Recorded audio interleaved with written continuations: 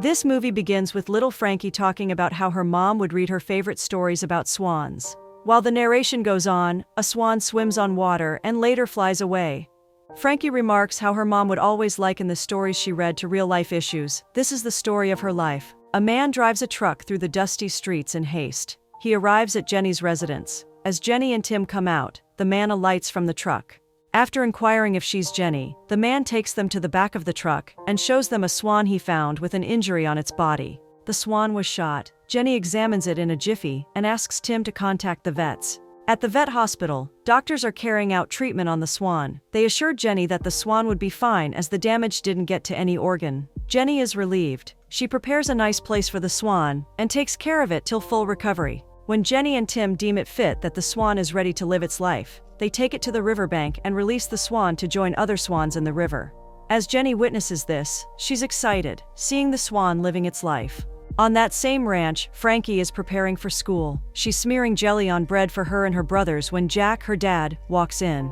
He greets Frankie and walks straight outside to the ranch with a cup of coffee in his hand. Frankie looks through the window and sees swans flying over the river. She gets a pair of binoculars to have a proper look at them. The sight of swans always amazes her.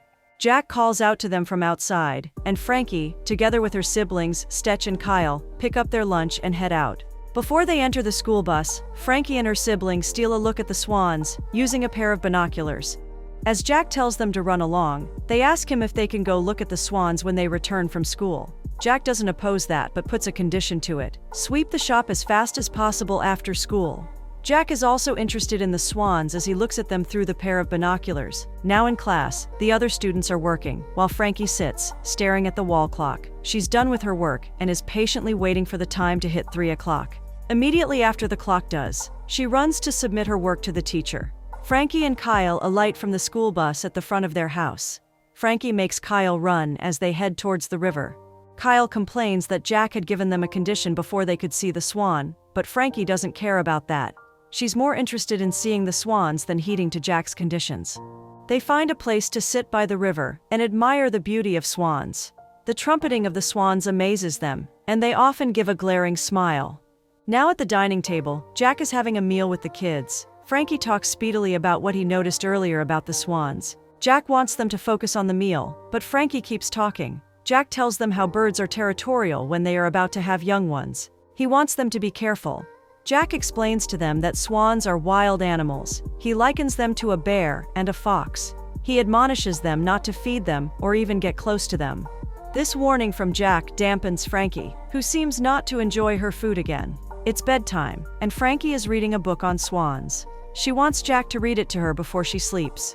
Jack reminds her that she knows the story as it has been read countless times to her. She doesn't mind that and still wants to hear it. Jack agrees to read her just one chapter, and he does. The next day, while on the school bus returning from school, Frankie and her siblings discuss swans. They gather that swans can live up to 20 years, can weigh up to 20 pounds, and are omnivores. As they arrive at their house, they find Miller and Lars lifting some woodwork, and they decide to share the news with him. The swans are having babies soon. Later that day, Stetch is in Jack's truck. He ignites the car and honks. Then Jack, Frankie, and Kyle come out. Jack tells them that they are going for pizza. Frankie isn't interested in entering a truck that would be driven by Stetch. Jack allows them to stay behind, and Stetch zooms off like the amateur driver that he is, while Jack guides his driving. This is a perfect opportunity for Frankie and Kyle to explore. So they get a canoe and paddle deep into the river. They see the eggs of swans properly placed in the middle of a swan nest. Kyle doesn't think it is wise they go there, but Frankie insists, and they do. Frankie is intrigued by the eggs and tries to touch them when the mother and father swan fly across to them. The swans are ferocious, and they descend on Kyle, who is an easy target for them.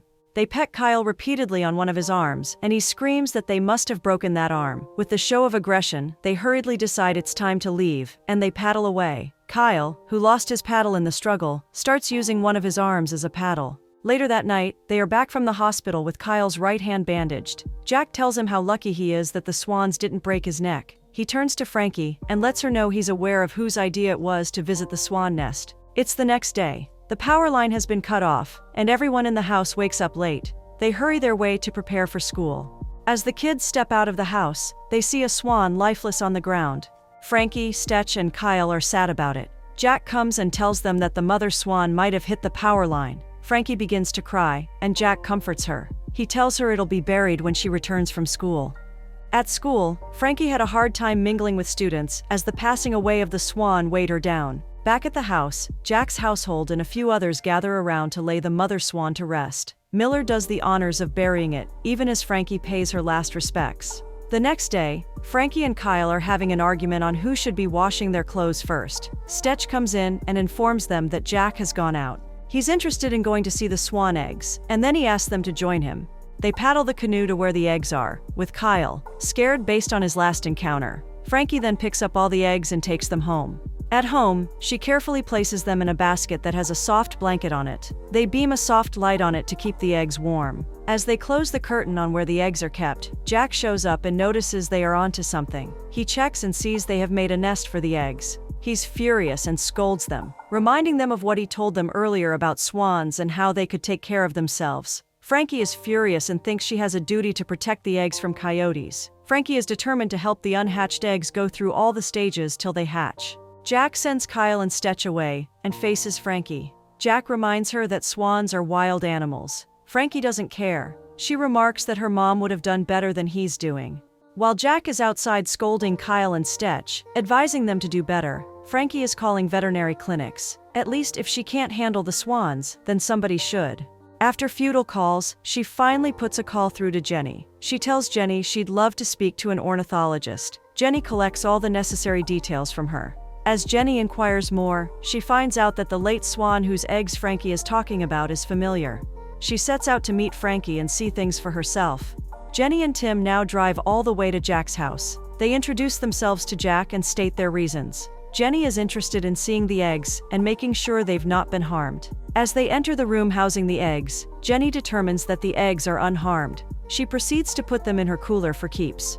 This unsettles Frankie, who objects. Jack is now interested and wants Jenny to see that the kids are invested in the eggs. Jenny doesn't care about their investment. The eggs aren't to be played with. Jenny explains that the swan that they buried was a research project for her after she saved the swan from a gunshot some time back. She further explains that the eggs are hers and she is at liberty to claim them. Jack's hands are tired as he stutters to make a case. Jenny takes the eggs and leaves, with Frankie and her siblings distraught. Before they leave, Jack calls out Jenny for not handling the kids well. Tim also uses sarcasm to condemn Jenny's attitude towards Frankie. While Jack and the kids are working on the farm, he makes Stetch suggest where they should visit for their next camping trip. While they are outside, Stetch suggests they visit the Wallowa National Park. Jack is going to consider it.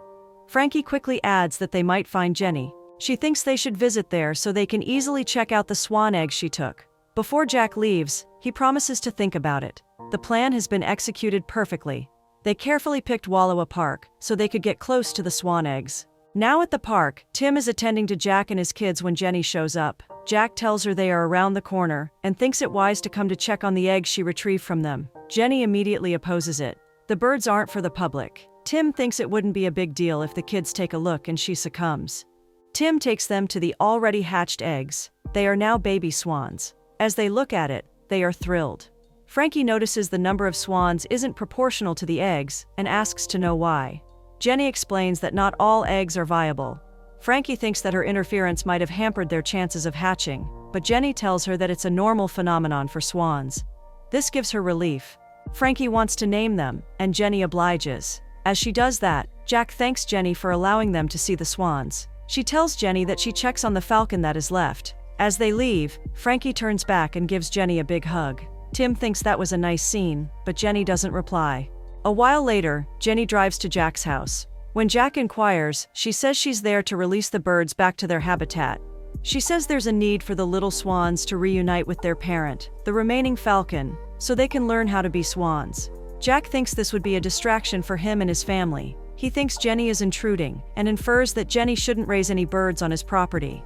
Jenny goes the other way, parks just 3 inches away from Jack's property, and sets up her camper. The kids go with her. Jenny prepares a place for the swans. When the kids inquire why she's doing so and not letting them just swim away, she tells them she's saving the birds from potential harm. The falcon, who is territorial, wouldn't know these are his offspring and would definitely attack the little swans. Everyone except Jack and Stetch is bent on building a place for the little swans. Even Miller and Lars join in, as they take scrap wood from Jack's yard. When Jack comes to call the kids for dinner, he gives Jenny reasons why she should discontinue her project. He thinks the falcon would probably eat up the little swans, and this would make Frankie feel worse. Jenny thinks Frankie is old enough to understand that it is how life works. The next day, Frankie meets Jenny to continue their work.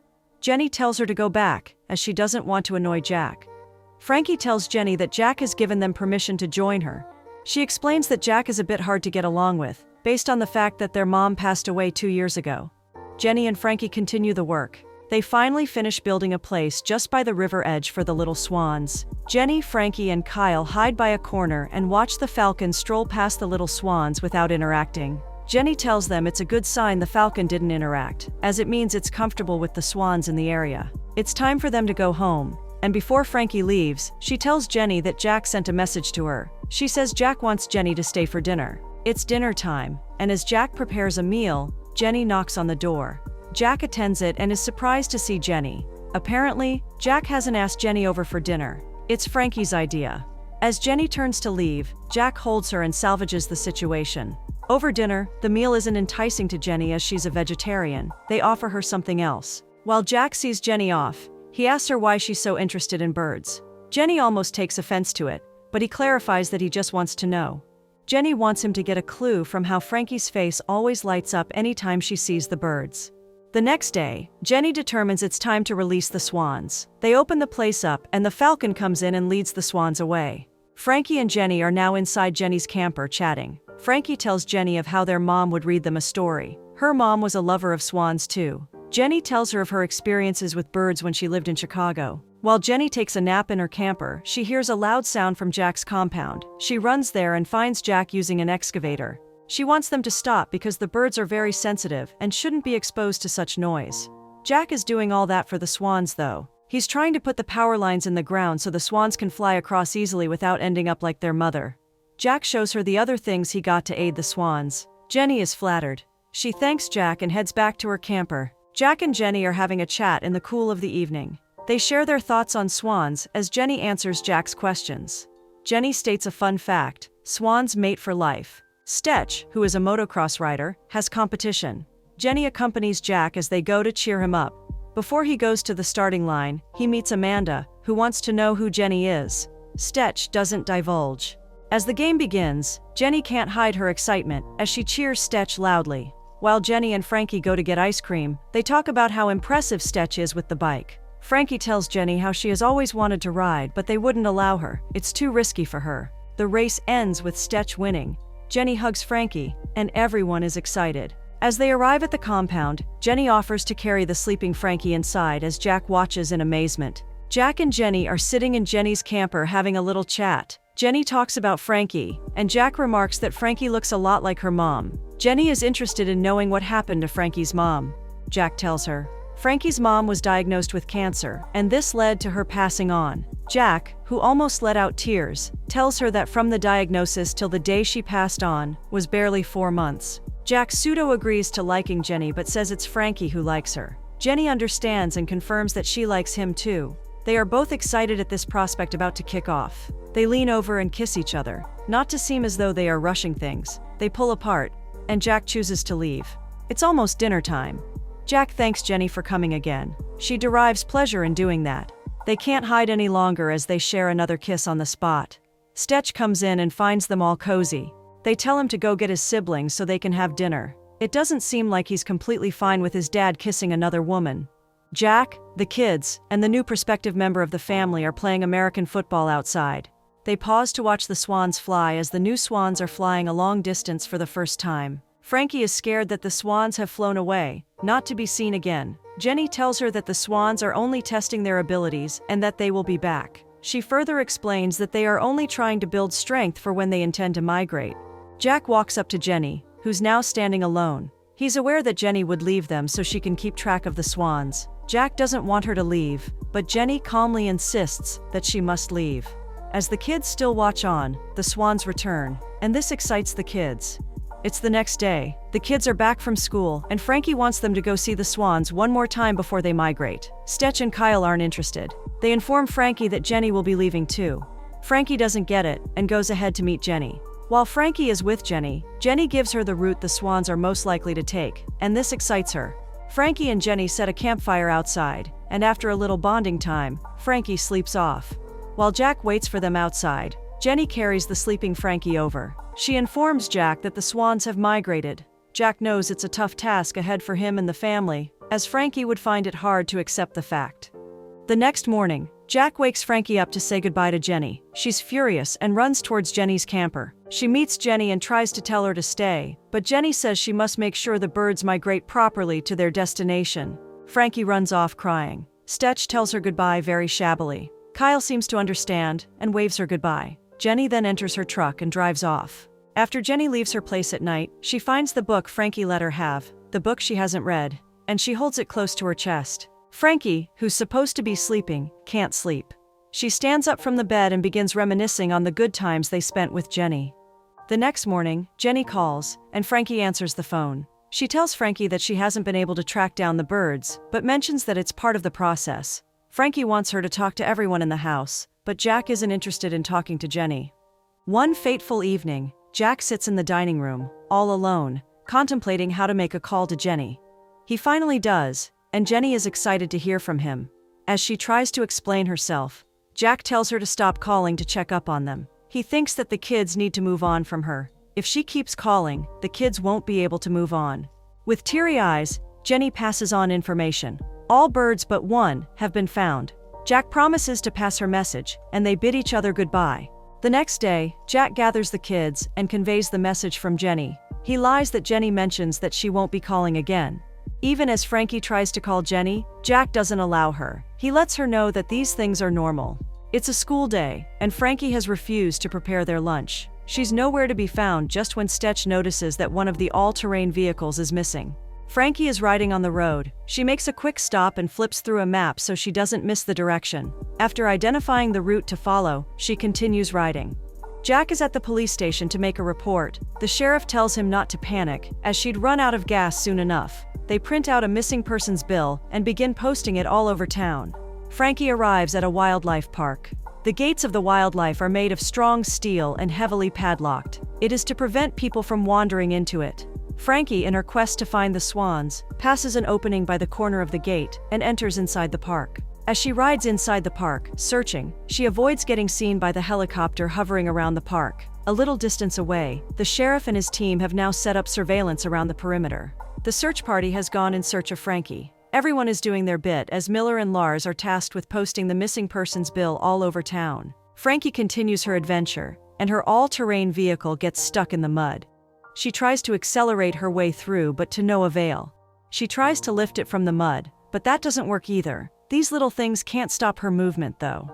She picks up her backpack, hangs it on her back, and continues her trip by foot. It's a swampy area, so she's almost confident of finding the Swans there. She takes her pair of binoculars and looks deeper, but doesn't find them.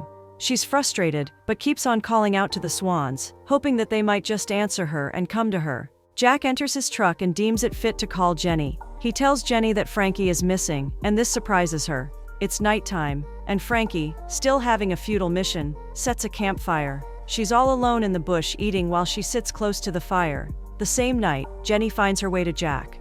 While the sheriff gives them a plan, Jenny intervenes. They are looking for her in the wrong areas. She tells them that Frankie hasn't run away, but is only looking for the Swans. The sheriff thinks that where Jenny is pointing them to is an impossibility. It's too far away from their location. He thinks that little Frankie wouldn't be able to make it there on her own. Jenny is sure she'd be there. Jack and Jenny decide to take the trip to Frankie's location. They leave Stetch and Kyle behind. They make the trip down the park and meet Lester, the police officer there. They drive into the park in search of Frankie, with Lester separating from Jack and Jenny. Back in town, everyone is concerned with finding Frankie. The radio stations aren't left out as they keep making an announcement on air. Lester calls Jenny and informs them that he's found an all-terrain vehicle. Jack says it's his after they confirm the plate numbers. Jack now turns the truck and drives towards Lester's direction. Frankie is now seen calling out the name she had given one of the Swans earlier. She calls it Charlie.